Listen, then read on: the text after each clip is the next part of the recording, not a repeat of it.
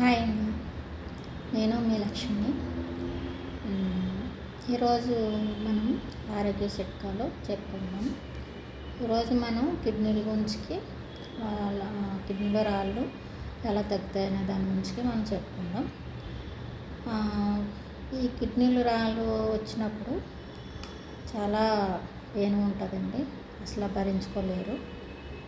చాలా వరకు మంచినీళ్ళు తాగాలి ఎక్కువ. మనం నీళ్ళు ఎంత తాగితే అంత కిడ్నీ స్టోన్స్ అనేవి తగ్గుతూ ఉంటాయి. కిడ్నీ నొప్పి వచ్చే ముందు మనకి పక్కలో నుంచి వెనక భాగం వరకు బాగా ఎక్కువ నొప్పి వస్తుంది. అలా నొప్పి వచ్చినప్పుడు బాగా ఎక్కువ విపరీతంగా మనం తట్టుకోలేనప్పుడు ఏం చేయాలంటే ఒకసారి స్కానింగ్ చేయించుకొని ఆ స్కానింగ్లో స్టోను సైజ్ ఎంత ఉందో ఒకసారి మీరు చూసుకొని ఒక 3%, 4%, 5% అలా 7% వరకు ఉన్న రాయిని కూడా ఈ మందు మనం చెప్పుకునే చిట్కా తగ్గిస్తుందండి.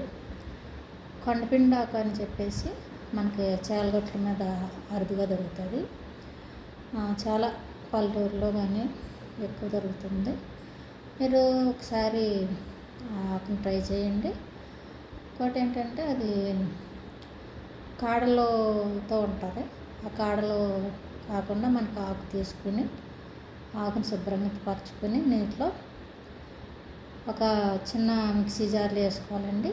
మిక్సీ జార్లో వేసుకుని దానికి ఒక 4-5 ఎల్లుల్లిపాయ రబ్బలు తీసుకుని ఆ మిక్సీ జార్లో ఎల్లుల్లి రబ్బలు కూడా వేసుకుని చక్కగా అది పేస్ట్ చేసుకుని కొన్ని వాటర్ పోసుకుని బాగా మెత్తగా, ఎంత మెత్తగా అయితే అంత మంచిది.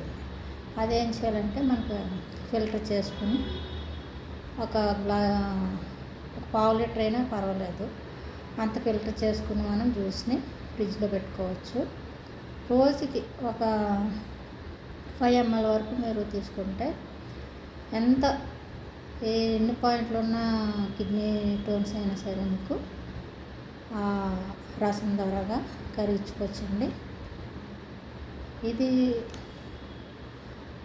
మేము ఆల్రెడీ ప్రయత్నించి మాకు ఫలించింది కాబట్టి అవి రాళ్ళు అనేవి కరిగి యూరిన్ ద్వారాగా బయటకు వచ్చేస్తాయి.